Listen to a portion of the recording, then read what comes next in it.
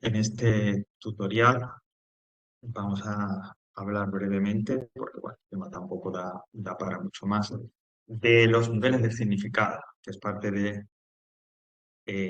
contenido del tema 7. Así que, como ven, voy al tema 7, dentro de teoría y recursos, el apartado de lengua, y dentro del apartado de lengua, pues acudo a la teoría, está abajo, como siempre, y al proyectarse justo el primer apartado, corresponde a lo que nos ocupa, los niveles del significado. Cuando hablamos de significado, más o menos como comenta ahí en el comienzo, la introducción del apartado, el significado es una imagen mental, es decir, es aquella imagen, aquella idea, aquel pensamiento que al oír o leer una palabra concreta me aparece en la mente. Lógicamente este proceso es un proceso inconsciente, es decir, eh, eh, pues, lógicamente para facilitar todo el proceso de comunicación, de comprensión, respuesta, etcétera. Todo esto se realiza a un nivel inconsciente, pero sí, digamos, si lo detuviéramos en el tiempo, si nos fijáramos en una porción, en una fracción, en un momento de ese proceso de asimilación de información o de procesamiento de información, veríamos como al leer una palabra en nuestra mente acudiría a, traería desde ese archivo que tenemos en nuestra mente, traería, como digo, sacaría de ese archivo la imagen, el pensamiento, la idea que representa esa palabra, porque no hay que olvidar que el que las palabras estén asociadas a unos significados, de que las palabras estén asociadas a unas imágenes concretas, los pensamientos a una idea concreta, a unos rasgos conceptuales, porque dicen ahí, es algo totalmente arbitrario. Es decir, en algún momento durante la formación de nuestra lengua, el que, por ejemplo, la palabra carro, que se compone de unas grafías, está representada fonéticamente por unos sonidos, el que esa palabra representara, pues, ese aparato tirado por animales, compuesto por dos ruedas, utilizado fundamentalmente para el transporte de mercancías, etcétera, etcétera, etcétera. Eso, como digo, es algo totalmente arbitrario. La evolución de la lengua hizo que esa imagen, esa idea, ese concepto se asociara a esa palabra. Es decir, no quiere decir que por naturaleza, por esencia, porque sí, la palabra carro designara ese objeto. Bueno, a la hora de hablar de significado, por lo tanto, a la hora de un poco de analizar en detalle esta imagen mental, este rasgo, este concepto, esta idea asociada a una palabra, podemos encontrar dos niveles de significación, como dos aspectos, como dos caras de ese significado. Lo que llamamos la denotación y la connotación. Y de ahí podemos hablaremos de lenguaje connotativo y lenguaje de...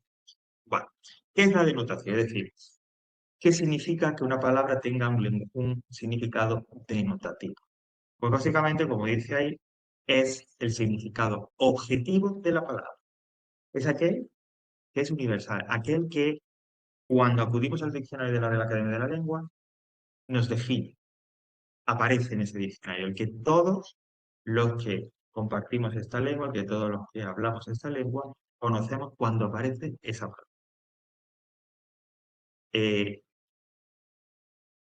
Por ejemplo, la palabra mesa la pronunciamos en el sur de España, en el norte, en México, en la Florida, en Estados Unidos, tendrá un significado denotativo común, que es esa pieza, ese mueble que pues, se compone de una superficie plana, apoyada de cuatro soportes o patas, etc. Es decir, tendrá un significado denotativo, el universal, el compartido por todo, el que tiene rasgos objetivos.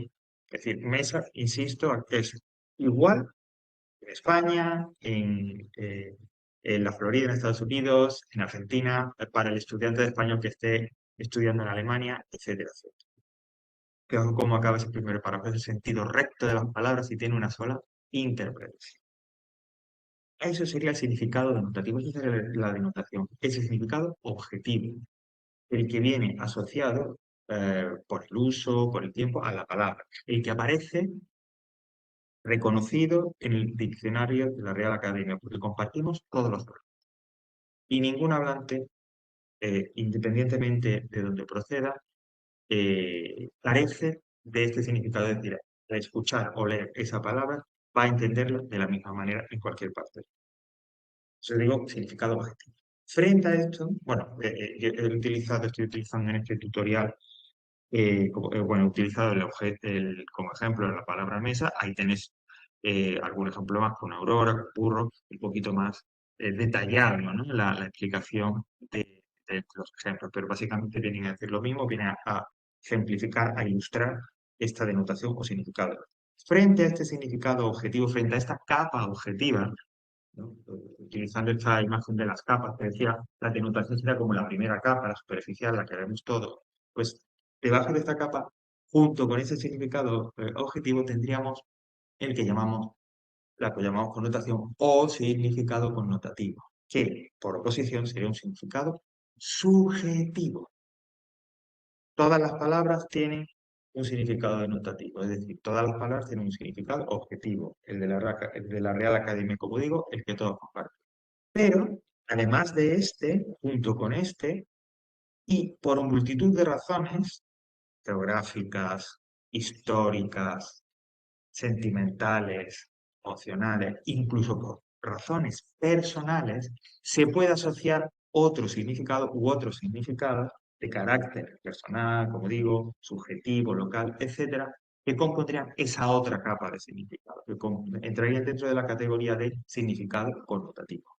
Estos significados no se recogen en los diccionarios normalmente. eh,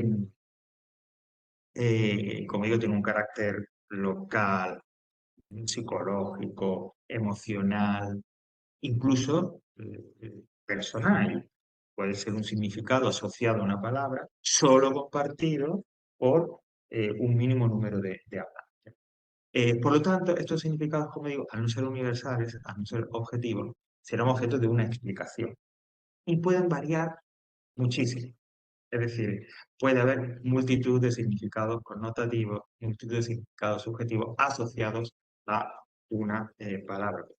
Normalmente este uso connotativo, y así termina este apartado, es lo que llamaríamos el significado figurado, metafórico, simbólico de una palabra. Y por ejemplo, la palabra, y lo dice, sol, junto con ese significado denotativo, que es el astro rey, es esa estrella que ilumina el mundo, etcétera, etcétera, podría tener multitud de significados connotativos. Por ejemplo, un significado que se utiliza en la península, España, y que incluso ciertas personas, ciertos hablantes lo utilizarían con un rasgo muy personal, asociado quizá a una persona concreta.